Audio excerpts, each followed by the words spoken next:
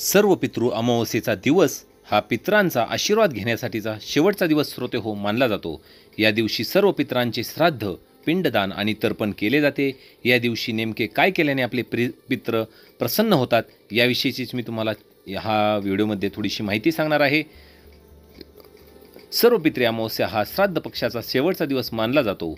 या दिवशी ज्या पितरांची मृत्यू तारीख माहीत नाही त्यांचे श्राद्ध केले जाऊ शकते। याशिवाय अज्ञात आणि अकाली मृत्यू झालेल्यांच्या आत्म्याला शांती मिळावी यासाठी देखील या दिवशी श्राद्ध आणि तर्पण विधी केले जातात। पंचांगानुसार यावर्षी बुधवार 2 ऑक्टोबरला सर्व पितरी अमावस्या आहे। पंचांगानुसार भाद्रपद महिन्यातील अमावस्या तिथी 1 ऑक्टोबर 2024 रोजी रात्री 9:38 सुरू होईल आणि 3 ऑक्टोबरला दुपारी 12:19 संपणार आहे। पितरांना तर्पण अर्पण करताना दक्षिण दिशेकडे तोंड करावे। यानंतर 3 मुठी वापरून आपल्या अंगठ्याच्या आणि पहिल्या बोटाच्या मदतीने पाणी अर्पण करा। तर्पणसाठी कुश, अक्षदा, जव आणि काळे तीळ वापरावेत। यानंतर पितरांच्या प्रार्थना मंत्राचा जप करावा। ऋषींना जव आणि कुश अर्पण करा। यानंतर उत्तरेकडे तोंड करून जव आणि कुश यांचा नैवेद्य दाखवावा।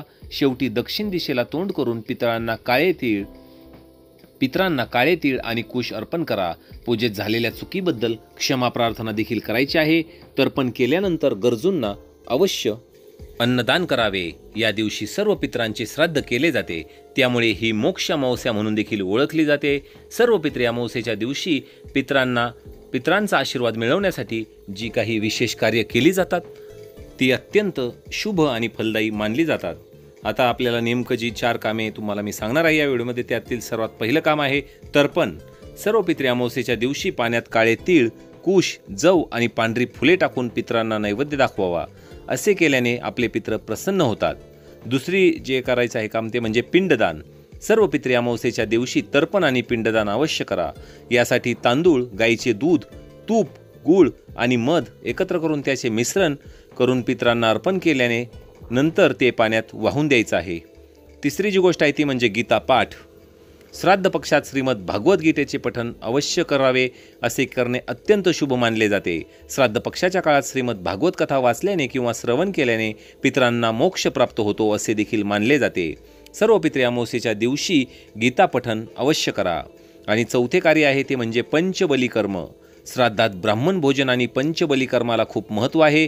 पंचबलीमध्ये 5 वेगवेगळ्या लोकांसाठी जेवण ठेवले जाते। सर्व पितृ अमावस्येच्या दिवशी पंचबली कर्म अवश्य करावे, म्हणजे कावळा, मुंगी, गाय, कुत्रा आणि देवाला अन्न अर्पण करावे।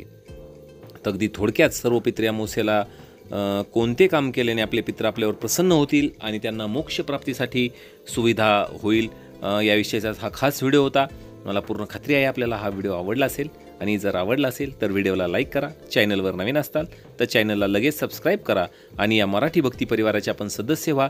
लवकरच आपले 1 लाख सबस्क्रायबर पूर्ण होणार आहेत, त्यामुळे भेटूया लवकरच आणखी माहिती घेऊन पुढील व्हिडिओमध्ये। धन्यवाद।